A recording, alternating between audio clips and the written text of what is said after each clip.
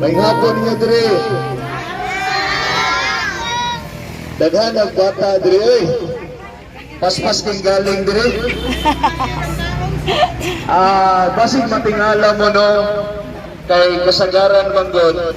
Labi na mga parents na din kasagaran pag naami pang turnover financial mga gamit sa maning school supplies kasagaran atog yung maandan o naandan niya iya sa gobyerno. Pero kani lahi ni pinasahi ni nga muang ihatag sa inyo karon para sa inyo mga bata. Kay gikan yun ni sa personal dili sa gobyerno no kay ang naghatag ani dili man politiko mga nay tay.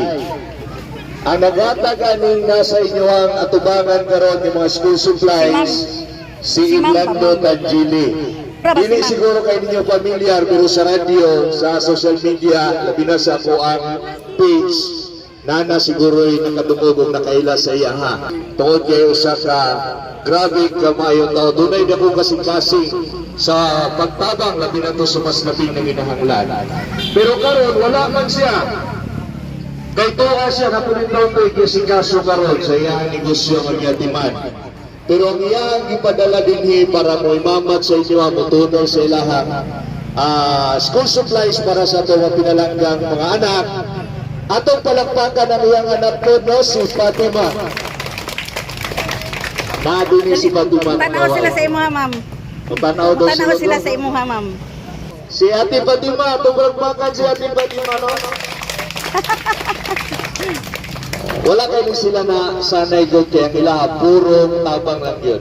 Gani na nag-viral nga katong bata ko ba 5 anyos taga-Bansalan nung nakuma. Giyatuan din mo ni Orlando dito sa Davao. Magigituyo na mong ato dito para nitunol siya o financial tabang sa bata. No? Kaya magkatingala na ha, basin magtuo mo nga mudagan ba, layo kay eleksyon ay tabang ra gyud ni. Matingala mo kung mutabang og duol ng eleksyon, no? Kani wala politika ni. Puro tabang lang gyud gikas kasing-kasing. Para mailan ninyo kinsa silang Tangili nga may naghatag ani karon. Sa ko pagkaila sa iya ha, isip na ko sa broadcast no, sa dugay nga panahon. Nag-cover ko mga balita na mga kanabitaw na mga tabangonon. So makita man na niya social media mo tabang ba yun? No? Butob lang po sa makaya. Kaya wala man sa gobyerno. Sir, may hapon. Okay, so muna siya no, ako lagi pailaila sa inyo ha, ang sponsor ani. O dili po ni matigayon, mapabot sa inyo ha, ang inyong panginahanglanon. Kung dili po tungkol sa inyong silingan, palakpakan nato Jennifer Kandiman. Okay. So, dili na nato nilanganon, dalang mi dinhi para itunol ng school supplies para sa inyo karong hapon na. So, kanala siguro, kini si Mike Nakwa, tagawag ko to sa mga. Kasi kailan na to? Kailan? Tagay man day fans di ay. Okay, salamat kayo. O sa inyo isulto, mga bata. Okay, mga ginaganan.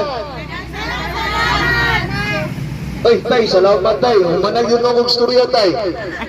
Okay, ang atong buhato no, salamat tayo sa nagpagamit diri na area sa pilihan ninyo diri Mads. Gonzales. Ha? Gonzales. Gonzales family, daghang salamat. Okay, so atong buhaton maglinya lang ang mga bata. Ang ihatag na mo, package na ni, with bag na ni siya, no? Nanay bag, may mga notebooks, papel, may crayons, eraser, ballpen, lapis, o mga pag-chinelas. Kada langhap sa hangin, pansin ko na lagi nalang usok. Walang malinis, halos puro pollution. Parang ako raw na konsumisyon.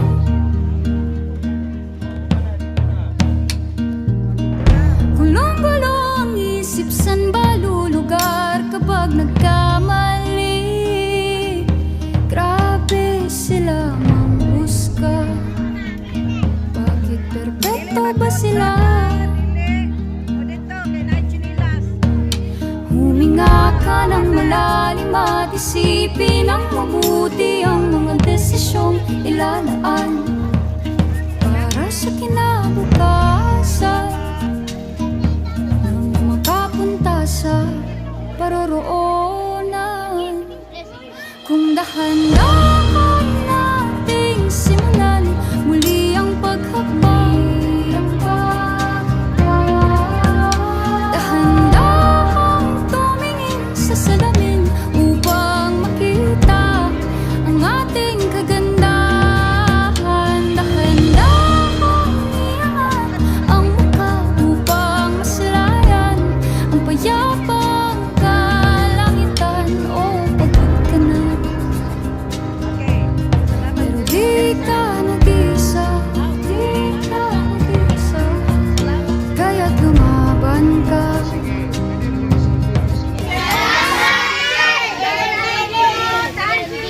May pa akong problema, gadungan. Usap! 1, 2, 3.